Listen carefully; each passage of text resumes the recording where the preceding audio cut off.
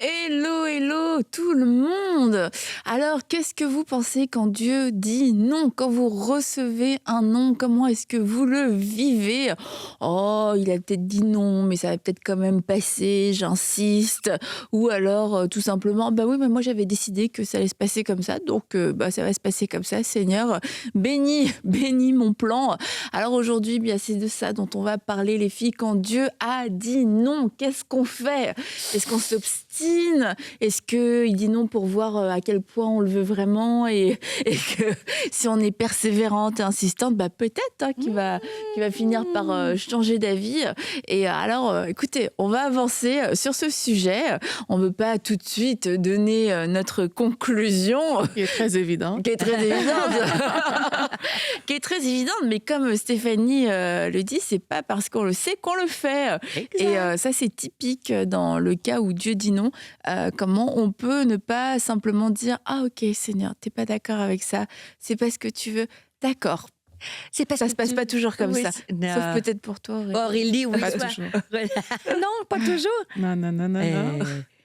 Mais c'est pas toujours facile quand Dieu dit non. Ben, je sais pas pour vous, mais moi, des fois, j'ai envie de dire, pourquoi pas? Mais l'avez-vous déjà vécu, vous, les noms de Dieu? Non. Bah oui, Quand tu il ferme sais les dans ton portes. cœur. Bah ouais, Bah tu oui. sais dans ton cœur. Tu sais, on a eu même là Elisabeth qui disait, tu sais, par rapport, oh ben on va vendre la maison. C'est des bonnes idées. Franchement, elle avait raison, c'est une bonne idée. Tu vends ta maison, tu as tous les fonds qu'il te faut pour pouvoir vivre pendant, c'était même pas une année, c'était 3 années. Et là, c'est comme, non, c'est pas ça. Tu te dis, bah ça, c'était franchement la meilleure idée qu'on pouvait trouver. Du coup, c'est comme un sale plan, en fait. C'est moi, j'avais une bonne idée, et là, tu me dis non. Du coup, c'est quoi la suite? Et c'est qu'en plus, quelquefois, quand Dieu te dit non à ton super plan, c'est que tu sais même pas c'est quoi, en fait, son plan à lui. Et c'est pas facile. Donc, oui, tu as ce genre de non qui est une bonne idée, ce genre de non dans des projets qu'on a pu avoir. Je sais pas si toi, tu veux en partager, Aurélie. Ben, déjà, je trouve ça chouette quand quelqu'un arrive à la conclusion que peut-être Dieu a dit oui ou non. Ça veut dire que la personne a posé la question à Dieu. Parce que parfois, on ne se pose tellement pas la Oui, question. puis on fait par On nous-mêmes. fonce juste dans ce qu'on veut faire.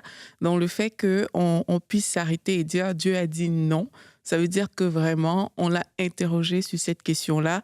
Et ça veut dire quelque part que son avis compte pour nous. Et ça, c'est quelque chose qui est super. Ça, c'est quelque chose qui est vraiment très bien. Maintenant, oui, il a donné son avis et son avis, c'est non. Et je pense qu'il y a plusieurs façons de se comporter. C'est sûr que c'est pas agréable. Moi, je pense un peu à Moïse. Dans la Bible, il veut entrer à Canaan. Dieu lui dit non. Et quand tu lis Deutéronome, où Moïse donne un peu les instructions, à un moment, Moïse dit que je lui ai demandé, comme s'il avait quelque part insisté, et Dieu lui a répondu, ne me parle plus de cette affaire.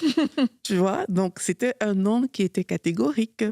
Et Moïse n'a pas eu d'autre choix que d'accepter la volonté de Dieu.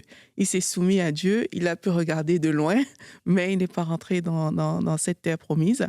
Et il avait quand même parlé à Dieu du fait que, ben, Seigneur, regarde, je veux entrer à Canaan, mais il y a eu cette réponse de Dieu qui a dit, ne me parle plus de cette affaire. Tu vois?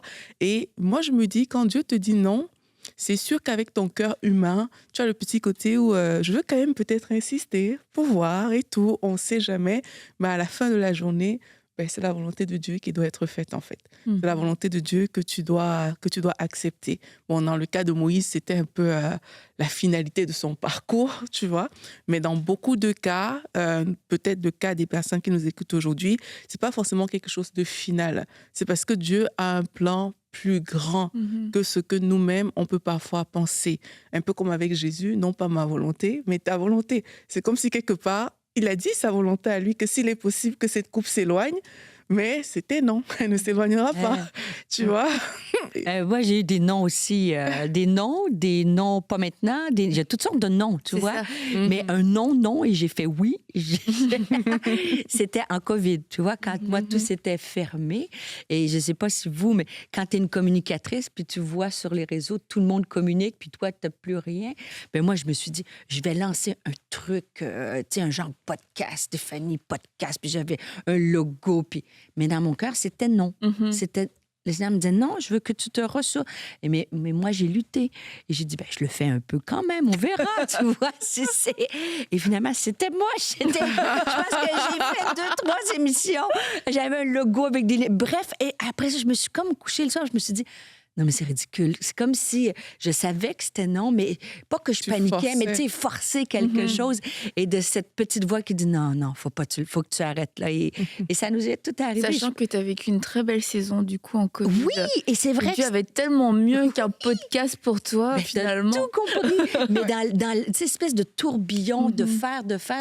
Moi, vous le savez, c'est plus difficile ne pas faire que faire. Donc, le Seigneur m'a dit, tu fais rien. Et moi, j'essayais. Et finalement, ben merci Seigneur, parce que ça m'a pas trop coûté d'énergie, de temps et d'argent, parce que j'ai personne qui me filmait, moi. Oui, mais tu as accepté de renoncer, tu vois. Ouais. C'est un peu comme l'exemple que je prenais avec Jésus tout à l'heure, c'est qu'il y a quelque chose de plus grand qu'on ne voit pas. Tu vois, lui, il a la finalité. Il sait pourquoi. Et séance tenante, ça peut te peser. Ça peut être lourd, ça peut être difficile. Toi, tu as envie que les choses se passent, tu veux que ça bouge et tout. Mais là, tu sens que ça va pas, en fait. Sauf que plus tu t'avances, plus tu forces, mais plus tu te cognes la tête. Et malheureusement, il y a des personnes qui forcent et se perdent dans le forcing. Toi, au moins, tu as reconnu à un moment que, voilà, je m'arrête là, c'est bon, c'est moi. Ouais. C'est pas pour moi. Mais tu vois, je trouve que la ligne est mince entre le nom de Dieu et l'opposition.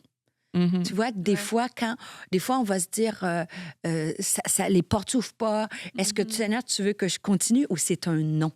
Et c'est là qu'il faut, je pense, apprendre à développer avec le Saint-Esprit, quand tu sais qu'il faut que tu as de l'opposition puis il faut que tu te battes, c'est pas le même sentiment dans ton cœur que quand tu ressens que non, Dieu, il veut pas parce qu'il y a mieux, parce qu'il y a autre chose, parce que c'est pas le moment. Une des façons de pouvoir le savoir, c'est de revenir à l'origine, Oui, à la source. Tout à fait. Comment est-ce que tout a commencé? Et ça fait penser à l'histoire avec Balak et Balaam, que je confonds les deux, je ne sais plus lequel est lequel. Balak, c'est le roi qui a demandé à Balaam de maudire Israël, et avec des promesses de cadeaux, etc. Et Balaam consulte Dieu, quoi, quand même. Mais on le fait ou on le fait pas? Bah non, on le fait pas. Et quand Balak revient, il redemande. Bah, qu'est-ce qui se passe? Et finalement, c'est comme tu dis, Dieu a changé d'avis, tu vois. Mais, et c'est comme, bah oui, vas-y, mais tu vas faire ce que je t'ai dit. Et puis après, il y a la fameuse histoire de l'ânesse qui veut pas y aller, qui se met à parler, etc. Et en fait, là, c'était pas de l'opposition, mais en fait, il n'y a jamais eu une bénédiction pour le faire. Si tu reviens au tout début, c'était un vrai non. Mais toi, tu es revenu à la charge. Et puis, c'est comme, oui, mais si on le fait un petit peu différemment, etc. Et c'est de revenir dans nos vies aussi. Comment est-ce que tout a commencé? Est-ce que j'ai vraiment eu un oui de Dieu? Ou est-ce que j'étais un petit peu en négociation? Est-ce que j'ai dit, j'y vais quand même? Et puis, finalement, de fil en aiguille, tu te retrouves dans des scénarios compliqués, tu vois plus clair, c'est de la confusion. Tu te dis, mais en fait, j'ai jamais eu de parole pour commencer ça. C'est parti de mon idée, mais c'est vrai que je me souviens pas avoir eu un go de Dieu. J'ai prié pour ça, j'ai même pas eu de réponse, mais j'ai commencé à faire les choses. Alors que quand tu te rappelles, mais je sais que Dieu m'a parlé, je sais que Dieu me l'a dit, ça te donne de la motivation. Tu te dis, mais Seigneur, et tu reviens à cette parole, tu dis, Seigneur, c'est toi qui m'as parlé, c'est toi qui m'as envoyé, c'est toi qui vas pourvoir, c'est toi qui vas terrasser mes ennemis, qui ne sont pas humains, bien entendu, les ennemis, tous les obstacles qui peuvent se lever contre moi. Si c'est toi qui m'envoies, c'est toi qui vas le faire, parce que ça va être trop difficile pour moi. Mais quand on n'a pas de parole, c'est sûr qu'on se bat nous-mêmes dans nos propres projets. Et ça arrive aussi, on parle de projet, mais ça arrive relationnellement. Quand Dieu dit non pour une relation amoureuse, une relation professionnelle, une relation amicale, et puis ça fait mal au cœur aussi, parce que quand Dieu dit non pour une relation, c'est que toi, t'aimais la relation. T'as envie de vivre cette relation, et Dieu a besoin de te dire non à un moment donné pour pas que tu t'attaches, pour pas que tu ailles plus loin, pour pas que tu prennes certains engagements. Mais ça veut dire qu'il y a quelque chose déjà en toi qui aimait bien, qui aurait aimé le faire. moi, j'ai perdu beaucoup d'amis quand je me suis donnée au Seigneur. Et puis, il en restait un petit peu quelques-uns à travers les branches. Et quelques années plus tard, il y avait une personne, et puis je l'aimais bien, puis elle faisait un peu partie des dernières. Et en fait, j'ai senti que, en fait, Dieu disait non, en fait, arrête de poursuivre cette amitié. Ça, je sais pas si ça mène à rien ou c'est pas une bonne chose, etc. Et puis Dieu, même aujourd'hui, je sais même pas tant si c'était la personne elle-même à qui j'étais attachée ou c'était le fait que des peu d'amitié qui me restaient. Je me dis, celle-là, est-ce qu'on peut... Et puis en plus, personne, c'est comme la personne, elle s'éloignait de moi. C'est elle qui s'éloignait. Et j'étais là, Aime-moi. C'est comme Et là, je me souviens c'était quelques années quand même après, parce que j'étais chez mes beaux-parents et puis je voulais en envoyer des mails à l'époque et je voulais renvoyer un mail, tu vois, parce que c'est comme c'est les repères que t'as. J'ai envoyé un mail, donc c'était et puis tu vois, c'était comme je relançais le truc alors que je veux dire, j'avais compris qu'elle n'était pas vraiment en désir de me revoir, mais bon, je me dis non, mais on va. Et là, j'ai senti dans mon cœur le Seigneur me dire non, laisse tomber, relâche cette relation et arrête de poursuivre. Et puis, en plus, j'ai quand même essayé encore un petit peu après. Et puis là, je me suis dit, ok, Seigneur, je laisse. Et puis, c'était pas mon amie la plus proche, mais je tenais quand même à cette relation. Et puis, je comprenais pas, en fait. C'était ça le truc. Je me dis, je comprends pas pourquoi est-ce qu'il faudrait que je renonce à cette relation. Pourquoi est-ce que, il faudrait que je laisse couler le truc. Après, peut-être, tu vois, elle va se dire que tu vois, c'est moi qui n'ai pas voulu, bref, etc. Mais en même temps, j'avais vraiment une paix. Et puis, il y a eu d'autres fois où j'ai essayé, tu vois, par moi-même. Puis en fait, ça n'a pas bien terminé. Je me dis, c'est sûr que quand Dieu te dit, dans le cas d'une relation, mets un terme à cette relation, relâche cette relation, même si émotionnellement, ça peut te faire quelque chose, il y a quand même une grâce pour que les choses se passent bien. Alors que quand tu pousses et que tu forces toi-même, tu te retrouves dans des histoires avec les gens avec qui tu n'as jamais eu d'histoire, avec qui finalement vous auriez juste pu vous perdre de vue tranquillement. Là, c'est comme non, je te garde près de moi et puis ça se passe tellement mal que finalement on va décider. Voilà, c'est dommage. Se complique toujours. Oui. Lorsque justement on entend cette voix de Dieu et que on choisit quand même d'avancer. Au début, ça peut même avoir l'air alléchant, mais après il y aura toujours des complications. Ce que tu dis pour les relations, je pense que c'est valable aussi même pour les projets. Tu vois, il y a certaines personnes qui se lancent dans des investissements, des choses comme ça où Dieu n'est pas dedans, tu vois. Et ça a l'air bon. Au début, même, tu gagnes un peu, tu vois. Comme avec une relation, au début, ça vient nourrir ta chair. Tu vois, il y a quelque chose qui est bon là-dedans, mais sauf que tu finis toujours par payer les conséquences à la fin parce que tu vas voir que plus tu vas avancer, plus les choses vont devenir complexes, plus ça va devenir difficile, ça va devenir compliqué. Et malheureusement, parfois, on veut spiritualiser aussi des choses comme ça. Tu vois, on veut spiritualiser tout. Comme Stéphanie, tu disais, on voit parfois l'opposition ou des trucs comme ça. Mais il faut vraiment qu'on prenne le recul. La première chose à regarder, c'est pas toujours de dire peut-être c'est le diable qui m'attaque. Ou est-ce que moi, j'ai peut-être fait quelque chose qu'il fallait pas faire? Tu vois, parfois, il faut juste regarder ça. Parfois, le non, c'est pas dans tout le truc. Parfois, le non, c'est dans un aspect de la chose. Et il faut savoir discerner. Mais si tu ne prends pas le recul pour discerner ça, tu vas voir que tu vas tout mélanger. Tu vas même penser parfois que c'est tout qui est non, alors que c'est peut-être un non, c'est un aspect, c'est un point d'attention, c'est des choses qu'il faut regarder. Et moi, je pense vraiment que ce recul dont tu parles est nécessaire. Il faut vraiment s'arrêter et dire, Seigneur, montre-moi là où je suis sur le mauvais chemin et conduis-moi dans le chemin de la vérité. Et se repentir même. Parfois, on est allé avec la force qu'on avait, mais il faut aussi peut-être se repentir et dire, Seigneur, peut-être je me suis emballée, peut-être je suis allée trop loin, mais montre-moi aujourd'hui là où je me suis perdue en fait, là où j'ai pris même peut-être certaines portes pour des oui de Dieu, alors que c'était pas vrai, c'était pas des oui. Montre-moi ces choses et quand le Seigneur met la main dessus, faut revenir à lui pour lui demander vraiment la bonne direction à suivre. Et je rebondis un peu sur le fait que pour certaines personnes, c'est peut-être pas si clair. Tu sais, ils vont écouter l'émission et dire, mais est-ce que c'est un non ou c'est pas un non? Est-ce que c'est de l'opposition? Tu sais, c'est pas si clair. Des fois, les situations, on le sent que c'est non. Des fois, on ne sait pas On sait trop. pas. Mais c'est de revenir avec, en fait, comme je l'avais déjà dit, c'est qu'en fait, la volonté de Dieu n'est jamais, moi, je devrais dire, elle est toujours en accord avec sa parole. Donc, les premiers noms, c'est simple. Si des fois, tu as envie de faire quelque chose et c'est en désaccord avec sa parole, ben c'est non. Oui. On rigole, mais des fois, oui. Pas tu évident. sais, on Puis, sait et puis que t'es Dieu le dirait cas non. un peu à part, tu Bah, vois. T'as entendu un témoignage que Tu c'était vois, genre passé. ça, là. ouais. Tu vois, donc tu dis, c'est peut-être pas un... Mais si tu reviens à la parole, on le sait si c'est en désaccord. L'autre chose, et moi, c'est le passage avec Saül, c'est le motif, la motivation. Tu sais, si c'est de l'opposition ou c'est un nom de Dieu, ben quand c'est de l'opposition, ta motivation, elle est bonne. Elle est pour le royaume. Mais quand c'est un nom de Dieu, ben est-ce que... En fait, je peux savoir que c'est non parce que mon motif est pas bon. Tu vois, mon exemple de COVID, ben mon motif, entre vous et moi, si je te transparente, c'est un peu de l'insécurité. C'était pas un bon... C'était pas de dire, je veux bénir les gens. Ah, OK, vous m'aimez quand même. Là, Ah, je suis j'étais animée par la chair. Mais revenons. Mais Podcast pensez-y. animé par la chair. Mais soyons honnêtes, il faut être honnête, mais mon motif était pas bon.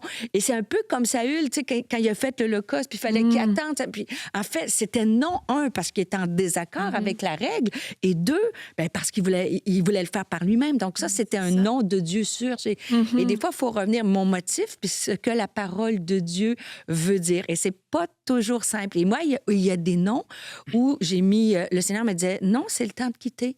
Et je vais être aussi transparente. Le Seigneur a attendu... En fait, parce que... Et c'était pas un mauvais motif, mais par crainte, par peur, j'avais des responsabilités dans une situation précise de ma vie. J'ai comme tardé. Et je savais qu'il fallait que je quitte certaines choses. Et le Seigneur m'a rendu vraiment inconfortable. Et ça, c'est important dans le nom de Dieu. Quand Dieu dit non et que tu continues, ben, il va te rendre, dans le sens qu'il te rend inconfortable, comme la maman qui pousse l'oisillon autour du... Tu sais, qui le pousse en bas du nid pour qu'on puisse faire sa volonté. Mais la bonne nouvelle, c'est que c'est un Dieu de grâce. Et même si des fois, dans un non qui nous dit, puis qu'on persévère, ben, comme tu dis, demander pardon, mais reconnaître les symptômes. Est-ce que Dieu, pourquoi je suis inconfortable dans ma saison? Est-ce que c'est parce que je suis dans un endroit où Dieu veut pas? Il m'a dit non, et c'est le temps de changer de direction, tu vois.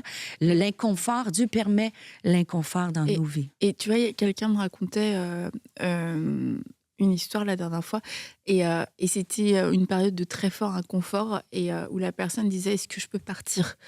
C'était pas un mariage, hein, mais est-ce que je peux partir? Et le Seigneur a dit non. Mais c'est horrible, en fait. Je veux partir, je veux plus rester, c'est comme je veux vraiment partir. Et là, le Seigneur a dit non, alors que tu es dans une place inconfortable, même de souffrance. Et puis le Seigneur a dit non, et elle s'est soumise, en fait, en disant, écoute... Elle savait que elle savait, tu vois, que ça venait pas d'elle parce qu'elle voulait partir. Elle dit, j'ai supplié pour pouvoir partir, mais Dieu a continué de dire non, tu restes. Puis finalement, quelques temps après, la porte s'est ouverte pour qu'elle puisse partir.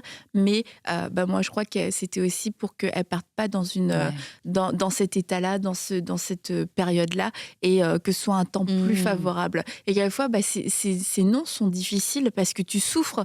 Tu dis, mais on peut abréger parce que dans tous les cas, si tu savais que ça allait se terminer quelques temps plus tard, on aurait pu juste couper ça là. Mais pour notre futur, pour notre avenir et pour tout ce que ça va laisser aussi, c'est que les noms de Dieu sont là pour nous garder et nous protéger. Même quand on a l'impression que c'est des moments où on est en train de souffrir et que Dieu est cruel, mais en fait, à ce moment-là, il est en train de nous protéger, il est en train de nous protéger de nous-mêmes, parce que il y a des moments, dans ces moments-là, si tu pars par toi-même parce que tu souffres, en fait, tu vas être très vulnérable et tu peux te retrouver dans différents environnements où tu vas pouvoir prendre encore de mauvaises décisions. Et même, tu ne connais pas l'avenir. Bon, je vais me mouiller un peu, Stéphanie. Enfin, je ne suis pas seule d'être d'une nature.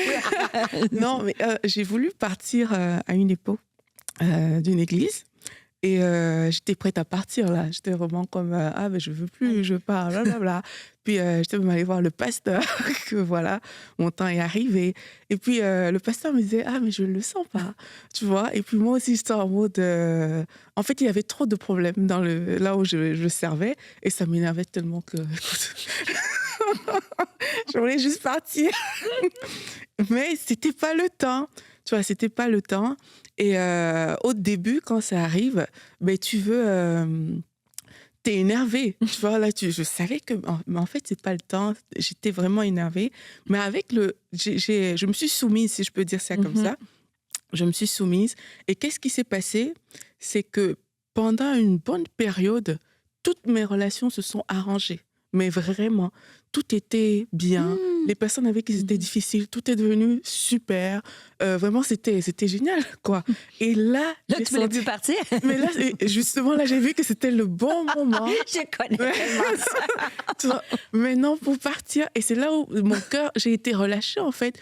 Et avec le temps, tu vois, c'est un endroit vraiment que j'aime beaucoup. Les relations sont restées, de très belles relations. Tu peux retourner là quand tu veux. Tu peux et sans gêne. Sans gêne. Et tout est beau et tout est propre. Et quelquefois, on ne voit pas le futur. Tu vois, on ne voit pas qu'on peut retourner un jour à cet endroit tellement la chose qui nous préoccupe est forte que là, on est trop braqué sur ça au point où on refuse d'entendre cette voix que le Seigneur est en train de nous dire. C'est pas le moment, en fait. C'est pas le moment de partir. Et parfois, c'est quand il y a des problèmes qu'on est un peu comme ça. C'est comme il faut qu'on parte tout de suite. Mais plus tu vas te soumettre et plus tu vas obéir à Dieu en sachant que lui, il connaît le futur. Je me rappelle, quand je suis retournée là-bas une fois, je me suis vraiment dit, mais si j'étais partie avec les problèmes, tu vois, si j'étais partie dans l'atmosphère dans laquelle je voulais partir, ben, il y a tellement de choses que j'aurais loupées, en fait. Il y a des portes que je me serais fermées juste parce que tu es parti, parce qu'il y avait un problème, tu n'as pas pris le temps d'entendre la voix de Dieu. Mais la façon dont ça s'est fait par la suite, mais aujourd'hui, je suis comme, mais merci Seigneur, gloire à Dieu. Mais toi, le Seigneur, les noms de Dieu, bien sûr, c'est pour nous protéger dans des relations, dans des choses comme ça. Mais quand je méditais sur le nom, parce que des fois, Dieu dit non, moi, je disais oui. Puis quand Dieu disait oui, ben là, c'était rendu non, parce que c'était trop tard, tu vois. Donc ça, j'ai eu toutes ces périodes-là. Mais en fait, la beauté du nom de Dieu, c'est que oui, il y a la protection, mais il y a le timing parfait. Tu vois, moi, mon entrée, à plusieurs reprises dans le ministère, moi, j'ai eu cet appel-là à 15 ans, mais je suis entrée comme 20 quelques années plus tard. Il savait que c'était en 2000, c'était le... Et moi, en 2000, ben, j'ai dit non au début. Moi, je voulais oui. Depuis 15 ans, je voulais servir Dieu. Puis en fait, il fallait que je fasse toutes mes études, mon doctorat, mon post-doctorat, pour arriver en 2000, quand j'ai vraiment laissé tout ça, bien, en fait, c'est toutes ces études-là qui m'ont ouvert des portes. Donc, toi, il y a le nom de Dieu, mais c'est le nom, mais pas maintenant. Et quand tu arrives au non, pas maintenant, puis là, ils disent son oui, bien, tu es au bon endroit, au bon moment, et ça fait toute la différence. C'est comme Moïse. Et ça confirme ce que je vais apporter à la conférence de femmes bientôt. Et je ne dirai pas le message pour venir, mais il y a un passage de la Bible que c'est exactement le nom de Dieu qui devient un oui parfait. Voilà. Mais c'est vrai, le timing, la protection, le timing dans la vie chrétienne, timing is everything. C'est ce qu'ils disent, mais avec Dieu aussi. Et tout à l'heure, tu parlais des motivations. Il y a quelque chose que je voulais aussi dire par rapport à ça. C'est que quand la motivation est bonne, la posture est différente. Ouais. Et ça peut nous aider. Il faut faire quand tu es centré sur toi-même versus quand ta motivation est vraiment orientée vers Dieu. Et je pensais à David. Dieu lui a dit non, ce n'est pas toi qui vas me construire le temple. C'est ton fils qui va le faire. C'était un nom que David avait reçu. Mais quand tu regardes la disposition de David dans la situation, il a plutôt préparé. Tu vois, il n'était pas aigri. Il n'était pas en mode « pourquoi c'est pas moi ?» Mais il a préparé les choses. Le cœur est resté pur, tu vois, le cœur est resté bon par rapport à la chose qui devait être faite. Et je pense qu'au niveau des motivations, il faut qu'on puisse aussi nous évaluer. Je veux faire un podcast si le podcast s'était fait par une Parle-moi autre pas de personne. Tu vois, si c'était fait par Regarde, une- finalement, t'es venu à table. Non, mais c'est bien. Encore lui, le timing est C'est un meilleur. très bel exemple même pour notre génération, j'ai envie de dire. Mhm. Si c'était fait par une autre Oui. personne, si ça répondait au même objectif que le Seigneur avait donné, qui sort de ta bouche lorsque tu le dis, mais fait par autrui, est-ce que tu aimerais ou pas? Est-ce que ton cœur serait comme « Waouh, voici ce que le Seigneur m'a montré, qui est fait, donc c'est génial, extraordinaire » ou alors « C'est pas moi qui le fais ». Et là, c'est un problème. Je pense qu'on peut aussi évaluer nos motivations de cette manière-là pour savoir si c'est vraiment moi qui suis au centre du truc. Et dans ce cas, il faut vraiment faire attention parce que le nom de Dieu, on peut ne pas l'accepter si on est au centre. Ou alors si mon motif est vraiment pur et concerne vraiment quelque chose que le Seigneur veut faire. Quand le Seigneur veut faire, mais comme David, même si c'est pas toi, tu vas le préparer. Tu vas accueillir pour autrui. Tu seras comme participant dans la mesure du possible où toi, tu peux le faire, mais tu ne seras pas dans « je m'accapare, il faut que ce soit moi qui fasse le truc ». Et tu vois, pour revenir, là, tu vois, c'était clair parce que Dieu a dit, bah, en fait, ce sera pas toi, ce sera quelqu'un d'autre. Donc, tu sais, en fait, au moins, tu as une vision de l'avenir. Et à fois, tu as des noms, tu n'as pas de vision. Tu sais pas, tu vois, est-ce que ce sera plus tard? Est-ce que ce sera quelqu'un d'autre? Est-ce que c'est un nom pour toujours, pour toute la vie? Et puis, on veut pas non plus vendre du rêve parce qu'à fois, il y a des noms, c'est juste des noms, en fait. C'est juste pas pour toi. Et puis, quelquefois, tu es là et c'est où tu te dis, bah, c'est non, mais ça va finir par devenir un oui. Et puis, comment est-ce qu'on peut transformer ça en oui? Souvent, on va prendre l'histoire de la veuve avec le juge unique et se dire, bah, à force d'insister, bah, peut-être que Dieu va changer d'avis. Mais en fait, là, tu persistes et tu persévères et t'insistes pour ce qui t'appartient. C'est selon tes droits, tu vas plaider ta cause, mais pas pour accomplir ta propre volonté. Tu peux pas te laisser faire dans tout ce que Dieu t'a déjà donné, dans ton héritage. Bah oui, là, tu vas le réclamer, puis tu lâches rien. Mais quand c'est tes propres rêves, quand c'est ta propre cause, c'est ta propre volonté, bah là, ça fonctionne pas pareil. Et Dieu n'est pas un juge unique, n'est pas un juge qui est injuste. Il est un juste juge. Donc en fait, quand il a rendu son verdict en disant, bah j'ai entendu ton dossier, j'ai entendu ce que tu demandais, c'est non. Mais il s'attend pas à ce qu'on fasse appel, en fait. Ça fait pas partie, normalement, mais il sait qu'en tant qu'être humain, on va le faire. Et dans ces cas-là, quand on fait appel parce qu'on trouve ça difficile, parce qu'on comprend pas, bah, je pense que c'est là aussi où on doit s'efforcer de dire, mais si Seigneur, si tu me dis non, je vais accepter le non, mais j'ai peut-être besoin d'un peu plus de matière. J'ai peut-être besoin que tu m'en montres un peu plus, s'il te plaît, tu vois. Vraiment, ça va m'aider et pas être en mode, je pars chercher mon oui, quoi qu'il arrive, coûte que coûte. Parce que si Dieu a dit non, il a dit non. Et le problème dans ces cas-là, c'est qu'on risque de s'ouvrir, même spirituellement, à d'autres voix. Tellement on a envie d'entendre ce qu'on veut entendre et tellement de gens se sont perdus là-dedans. Et tu vois, tu as donné ton exemple. Toi, tu as senti quelque chose, tu es allé voir ton pasteur, te dit, moi, je crois pas que ce soit le temps, etc., ou l'autorité ou la personne. Et c'est comme...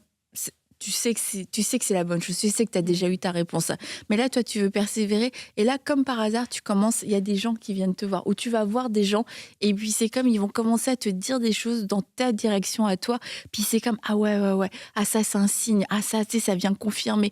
Et c'est bizarre, franchement, spirituellement, c'est bizarre ce qui se passe à ce moment-là, mais quand on est vraiment en quête d'un oui, il y a comme quelque chose qui se met en place, où on a toutes les mauvaises, on a toutes les mauvaises connexions, on a tous les mauvais signes. C'est comme il y a quelque chose qui se met en place pour venir activer ce oui, pour te faire dérailler du plan. Et puis là, à ce moment-là, tu t'es hyper convaincu parce que tu commences à te séduire toi-même et puis à te convaincre que c'est la bonne direction. Et là, franchement, c'est une voie qui peut être très dangereuse. Alors c'est pour ça, je vous dirais, rentrez pas là-dedans. Franchement, si Dieu a dit non, quand vous revenez vers lui, que ce soit pour dire, j'arrive pas à l'accepter, mais je veux pas aller chercher absolument un oui. Parce que si je veux aller chercher un oui, je sais pas où je vais le récupérer et j'ai pas envie de jouer avec tout ça. C'est dangereux. C'est vraiment une voie dangereuse. Et il y a beaucoup de gens qui se sont déjà perdus comme ça. Et puis une fois que tu reviens vers les uns et les autres, Dieu m'a dit, j'ai ci, j'ai ça. C'est difficile en fait, même de réentendre à ce moment-là la vérité. Puis ça peut se terminer malheureusement par des échecs ou par des situations assez dramatiques. Et on n'est pas obligé d'aller est juste là. Mais ça fait mal aussi parce que beaucoup de gens Jusque-là. parlent. Oui. Beaucoup de gens parlent. Tu as déjà raconté tout ce que tu vas faire parce que Dieu t'a parlé. Et puis finalement, Dieu ne t'avait pas parlé. Et là, tu as peur de revenir pour dire que, en fait, c'était non. Mais c'est moi qui m'étais un peu emballée. Et je pense que quand on entend ce genre de message, en fait, il faut faire preuve d'humilité, franchement. Il faut faire preuve d'humilité et être prêt à rebrousser chemin. Tu vois, tu as rebroussé chemin par rapport au podcast. mais aussi dans le nom de Dieu, en méditant aussi, il y a la protection, il y a le timing, mais il y a aussi, on est des enfants de Dieu, hein, n'est-ce pas? Et je ne sais pas, Annabelle, Eden, comment elle était, mais moi, mes garçons, au début, quand je disais non, tu sais, quand tu es à l'épicerie puis ils veulent les bonbons ou quoi que ce soit, et tu dis non, puis ils roulent à terre comme ça, là. Bon, un peu, c'est arrivé quelques fois. Et je me disais... Je comprends tout. Bon, je ne citerai aucun nom de mes fils, mais bref. Et je pense que chaque parent a déjà vécu ça, de voir ton enfant quand tu dis non. Et je me disais, le nom de Dieu peut être aussi utilisé par Dieu pour voir notre caractère. C'est des fois, puis moi, j'ai un caractère comme je plaide, puis tu sais, avant que je lâche prise, je lâche rien, je veux. Mais il y a les noms de Dieu où Dieu veut juste dire, est-ce que tu es obéissante? Et ça fait plaisir, nos enfants, quand tu arrives à l'épicerie, puis que tu dis non, pas cette fois-ci, les bonbons. OK, maman. Et je me suis dit, T'avais envie après de leur en prendre. T'as envie de leur en prendre, du coup. Exact, t'as tout compris.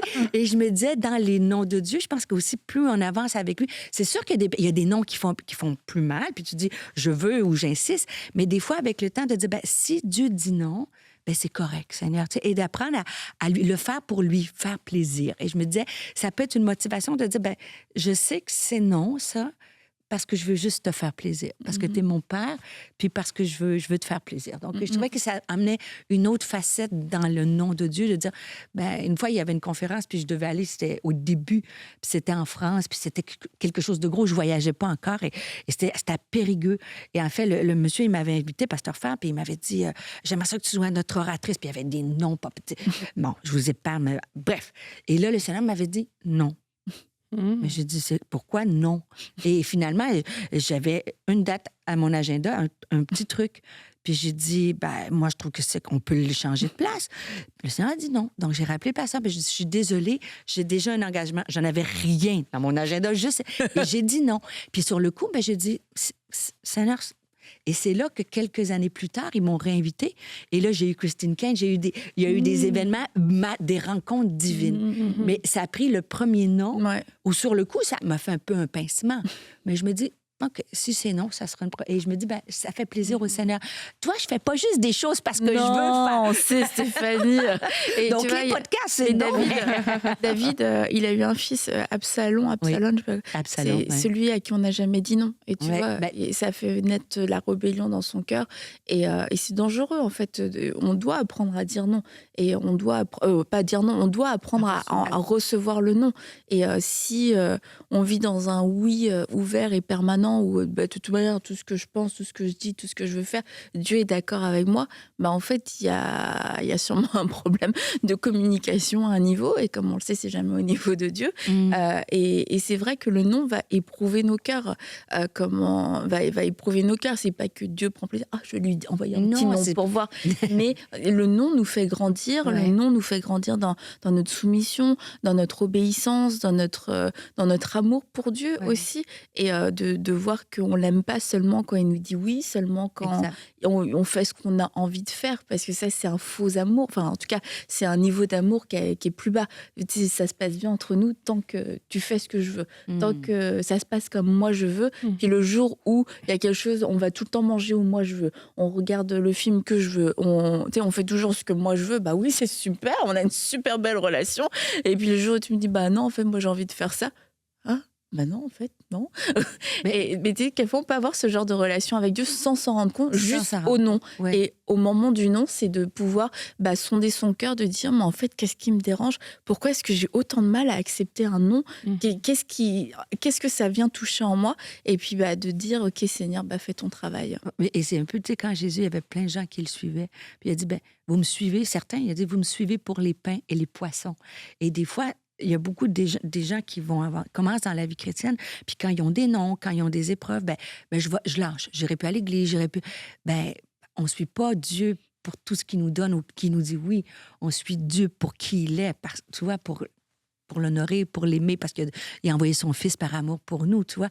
Donc, il y a tout ça que je trouve c'est important de dire, quand c'est non, c'est correct, Seigneur, ça sera oui une prochaine fois. Ça, je dis ça quand je suis zen. C'est sûr qu'il y a des saisons de vie où c'est plus difficile, Oui, mais on est là pour s'élever vers le haut puis de dire, OK, c'est peut-être un non, mais moi, je suis Dieu, pas toujours parce qu'il me dit oui, je suis Dieu parce que je l'aime, parce qu'il est Dieu.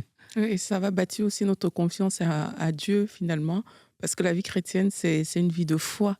Et vraiment, il faut croire. Moi, je veux encourager quelqu'un aujourd'hui à le faire. Crois vraiment que Dieu a le meilleur pour toi. Et que s'il dit non, c'est parce qu'il te réserve quelque chose de meilleur, en fait. Et je pense que c'est quelque chose qu'il faut croire, il faut accepter, il faut intégrer ça dans notre cœur. Que je ne comprends peut-être pas tout, j'aurais pas fait comme ça, mais Seigneur, je crois que tu as le meilleur pour moi. Je crois que tu es un bon papa. Je crois que tu ne m'abandonneras jamais. Et c'est à force de croire vraiment à cette bonté de Dieu que ce sera aussi plus facile d'accepter les non. Ce sera plus facile de se dire, OK, je comprends pas, mais je vais le faire. Et ce sera même agréable de faire des sacrifices aussi, tu vois, parce que c'est un sacrifice parfois que de renoncer à certaines choses pour lesquelles tu t'étais investi et finalement, en fait, non, c'est pas ça. Tu vois, et ça devient un sacrifice quelque part, oui, et Dieu prend plaisir aussi à ces sacrifices-là parce que ça montre notre confiance, ça montre notre foi en Dieu. Moi, sur une note beaucoup plus légère, beaucoup moins profonde, parce que ça touche aussi des choses un peu plus légères du quotidien. Puis c'est là où on va s'exercer, justement. Mais il y a une année, c'était l'année dernière, en fait, on voulait booker nos vacances. Et en fait, là, j'ai un ami me dit mais je crois que Dieu dit non.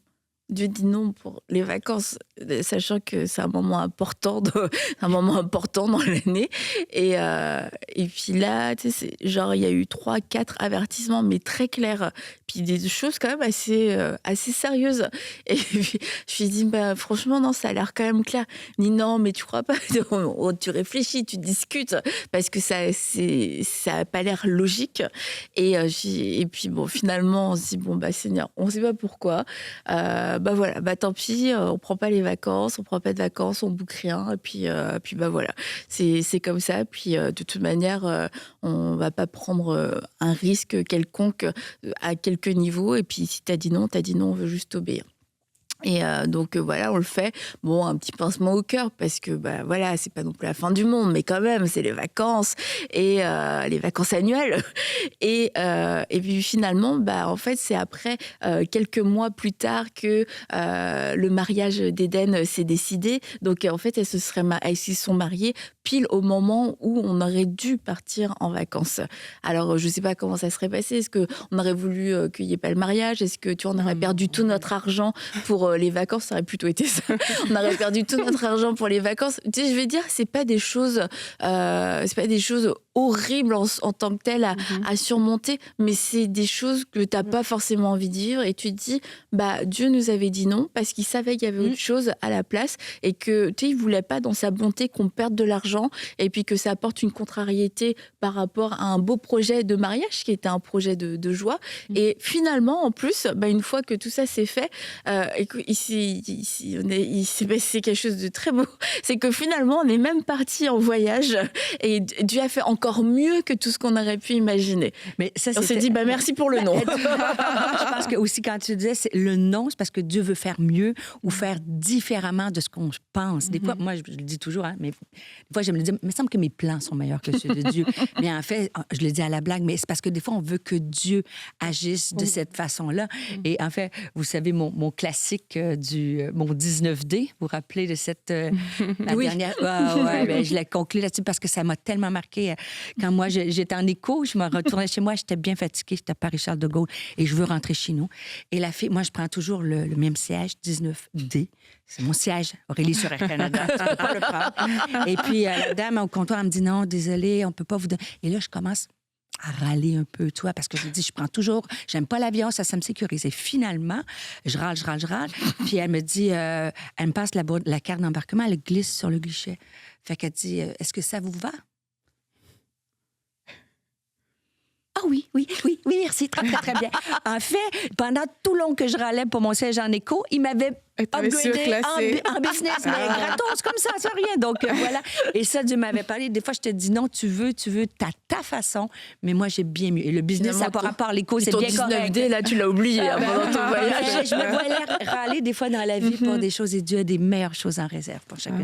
Et c'est pas à propos du business. Le 19D, c'est bien correct aussi. Mais on était bien contents pour toi. Oui. Alors que quand Dieu dit non parce qu'il a mieux pour nous, dans tous les cas, c'est toujours parce qu'il a mieux pour nous, eh bien, faisons-lui confiance. Apprenons à nous soumettre à lui. Et puis, quelquefois, on le comprend juste pas. Et le mieux, on le voit pas. On voit pas ça va être quoi le mieux. Mais choisissons dans ces cas-là. Je vais juste choisir l'obéissance. L'obéissance sans récompense apparente, sans récompense immédiate. Mais parce que je veux faire confiance à Dieu. Puis, je veux pas ouvrir non plus mon cœur à la rébellion. Je veux pas commencer à mener ma vie par moi-même parce que finalement, un non que je force, c'est la porte ouverte pour un autre et pour un autre et pour un autre. Et notre cœur à nous toutes, et je sais que votre cœur aussi, à vous aussi, c'est de pouvoir aimer le Seigneur de tout votre cœur, de toute votre force, et de pouvoir l'honorer dans votre vie de tous les jours. Et comment est-ce qu'on va l'honorer ? Eh bien, c'est par notre obéissance, par les petites choses. Et quand Dieu dit non pour une petite chose, quelquefois c'est non pour dire une certaine parole parce qu'elle va pas être utile, elle va pas être édifiante. C'est non pour se resservir une autre fois parce que ça va pas faire du bien à notre corps. C'est non pour regarder un autre épisode parce qu'il va être trop tard et qu'on va être fatigué. C'est aussi ces petits noms qui vont nous apprendre l'obéissance et qui vont nous apprendre à pouvoir voir la bonté de Dieu aussi pour les grands noms, les choses où c'est plus difficile encore pour nous de pouvoir les comprendre et de pouvoir les accepter. Mais sachez que derrière le nom de Dieu, il y a toujours de la bonté, de l'amour et de la bienveillance. Alors, sur ce, écoutez, nous on se dit à vendredi. Oui, pour le coup. C'est sûr que c'est un oui de Dieu. Oui. Et puis on vous souhaite une bonne fin de journée. Bye bye.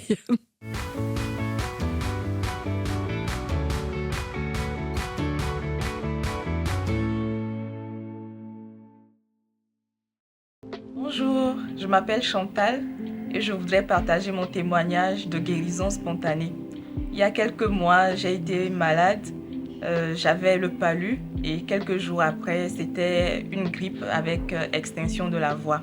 Et je suivais un traitement qui me donnait comme effet secondaire des courbatures, des palpitations, je dormais mal, j'avais des frissons, j'allais pas bien du tout. Et une nuit, j'en pouvais plus et je me suis rappelé qu'une de mes amies m'avait envoyé quelques mois avant cela une prière. C'était la prière avec Pasteur Jérémie, la prière contre 150 maladies. Et je me suis dit, il me faut cette prière-là. J'étais tellement mal que j'ai écouté cette prière-là. Et avec foi, à chaque fois que le pasteur citait une maladie et qu'il disait « tu es guéri », je disais « Amen, Amen » avec foi. Et instantanément, les douleurs sont parties. La fièvre est tombée, je me sentais très bien, plus de palpitations, plus de frissons. Je me sentais tellement bien que je me suis endormie 5 minutes plus tard. Et c'était ma première nuit complète après plus d'1 mois et demi. Vraiment, par ces meurtrissures, nous avons été guéris. Et je voudrais encourager tous les malades à y croire et à recevoir leur guérison. Merci, soyez bénis. Le psalmiste dit « Oui, l'Éternel a fait pour nous de grandes choses ». C'est ce que Dieu fait encore aujourd'hui à travers les émissions de MCI TV et on est tellement reconnaissant de la vie de cette personne qui a été impactée par le Seigneur Jésus-Christ. Dans les évangiles, il est écrit que la réputation de Jésus se répandait de plus en plus alors qu'il guérissait, qu'il délivrait et qu'il faisait du bien autour de lui. Encore aujourd'hui, à travers le magnifique ministère de MCI, le Seigneur Jésus-Christ manifeste sa puissance, son autorité, son amour, sa provision et des personnes partout dans le monde sont touchées avec MCI. Si c'est possible, si cette personne a été touchée à travers une émission de MCI TV, c'est parce que des frères et des sœurs tels que toi ont soutenu l'œuvre de Dieu. Alors je veux t'encourager à ne pas rester à l'écart, de côté, mais à pouvoir faire partie intégrante de ce que le Seigneur fait encore aujourd'hui en soutenant l'œuvre EMCI.